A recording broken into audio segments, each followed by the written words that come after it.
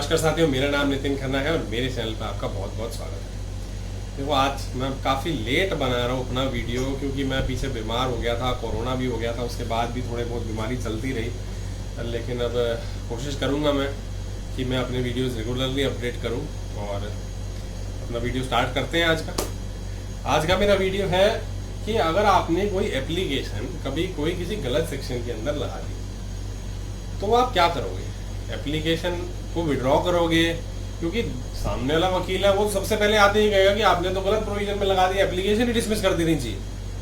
तो उस समय आप क्या करोगे, घबरा जाओगे, एप्लीकेशन विड्रॉ करोगे, लिमिटेशन का सोचोगे कि मैं नई एप्लीकेशन जो है लगाऊं, विड्रॉ करूं, फिर मेरे को कॉन्डोनेशन की एप्लीकेशन लगानी पड़ेगी।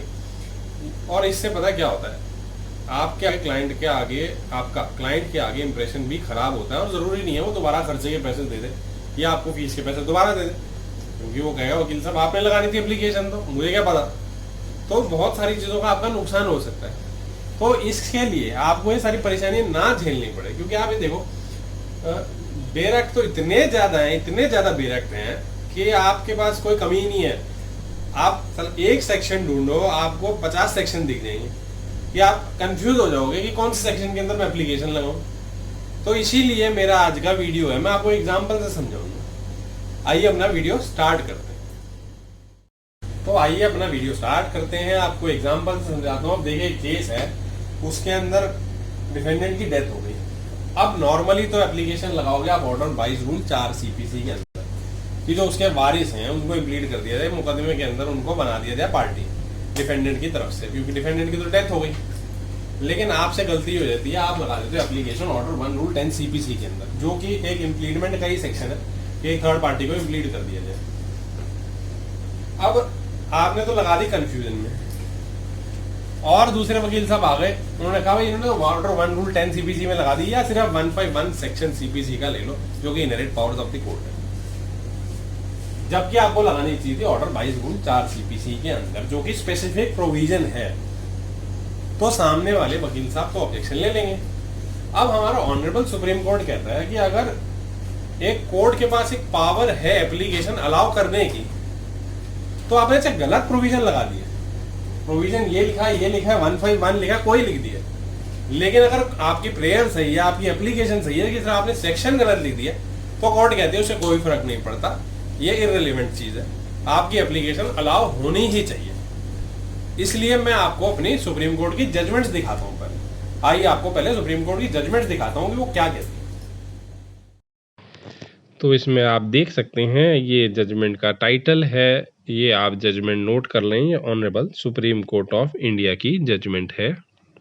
पैरा 8 में कहती है court, it is well settled law that mere non mentioning of an incorrect provision is not fatal to the application if the power to pass such an order is available with the court. तो court कहती है incorrect provision आपने लिख दिया तो ये fatal नहीं होगा आपकी एप्लीकेशन के लिए। तो ये हमारी दूसरी जजमेंट है, ये भी honourable supreme court of India की ही है। इसका टाइटल भी आप ये पॉज करके नोट कर लें। इसमें देखें लिखा है, it is well settled principle of law that mentioning of a wrong provision और non mentioning of a provision does not invalidate an order if the court and or statutory authority had the requisite jurisdiction therefore। इसी के अंदर देखेंगे एक honourable supreme court of India की एक और जो जजमेंट है ये मेंशन करी गई है। इसमें लिखा है, it is well settled that if an authority has a power under the law merely because while exercising that power the source of power is not specifically referred to or a reference is made to a wrong provision of law, that by itself does not vitiate the exercise of power so long as the power does exist and can be traced to a source available in law। तो दोस्तों, ये judgement थी। अब in judgement से आपको समझ आया होगा कि प्रोविजन से कोई ज्यादा फर्क पड़ता नहीं है। कोर्ट कहती है एप्लीकेशन अलाउ कर दो, अगर अलाउ कर सकते, लीगली परमिसिबल है कि एप्लीकेशन, कोर्ट के पास पावर है, तो आपको एप्लीकेशन अलाउ कर देनी चाहिए। सिर्फ ये टेक्निकल ग्राउंड पे नहीं डिसमिस कर देनी चाहिए कि जो प्रोविजन है या सेक्शन है वो लिखा नहीं है या गलत लिखा। अब मैं आपको एक इंपॉर्टेंट रूल बताता हूँ एडवोकेसी का, आज हट के इससे। देखो, आप कभी भी एक परेशानी के अंदर कभी आप फंस जाओ और आपके सामने एकदम नई कोई प्रॉब्लम आ जाए कोर्ट के अंदर इमीडिएटली, जो आप घबरा जाओगे, आपको लगे कि मैं क्या करूं, इसमें जवाब नहीं है आपके पास, तो कोशिश करके आप कोर्ट से टाइम ले लीजिए कि मेरे को इस चीज पे जजमेंट ढूंढने का टाइम दे दीजिए। और कहीं ना कहीं अगर आपको लगता है कि जजमेंट है आपके हाथ की, जो आपने कभी ना कभी पढ़ी थी, या अगर आपको नहीं भी लगता, हालांकि मैं इस चीज को मिसयूज करने के लिए नहीं बोल रहा, लेकिन आपको लगता है कि आपने कभी ऐसा कुछ पढ़ा था या आप ऐसा कुछ जजमेंट निकाल लाओगे, तो आप कोर्ट को बोल दो कि मेरे पास एक ऐसी जजमेंट है जो मैंने कहीं पढ़ी थी, आप मेरे को 1-2 दिन का टाइम दो, तो कोर्ट हमेशा आपको टाइम दे देगी। अब उस टाइम के अंदर आप अपनी रिसर्च करो, जजमेंट पे रिसर्च करो, अपने सीनियर से डिस्कस कर लो, तो कहीं ना कहीं आपको फायदा होगा, आपको कुछ ना कुछ आर्गुमेंट जो है अच्छा मिल जाएगा, कोई ना कोई जजमेंट आपको मिल जाएगी।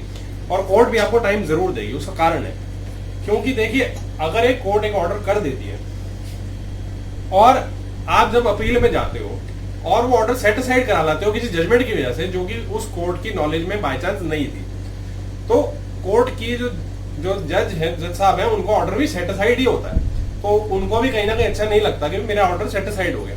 तो और ऊपर कई बार हाईकोर्ट ऐसे लिख भी देती है कि जज साहब को नॉलेज नहीं थी इस जजमेंट के बारे में, जो कि बेसिक लॉ है। तो आपको टाइम कोर्ट हमेशा देगी, तो आप जजमेंट्स पे जोर डालें, पढ़ें, रिसर्च करें, मतलब जब भी आपको टाइम लगे तो वैसे तो पढ़ें आप, लेकिन कभी भी ऐसी सिचुएशन आ जाए तो घबराए नहीं कि अब मैं क्या करूं, इमीडिएटली मैं विड्रॉ कर लेता हूं।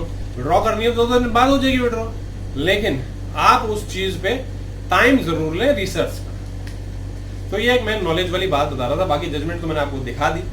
अब यही मेरा आज का वीडियो था, आगे भी नए वीडियो मैं कोशिश करूंगा बनाने की। आज का वीडियो इतना ही, धन्यवाद।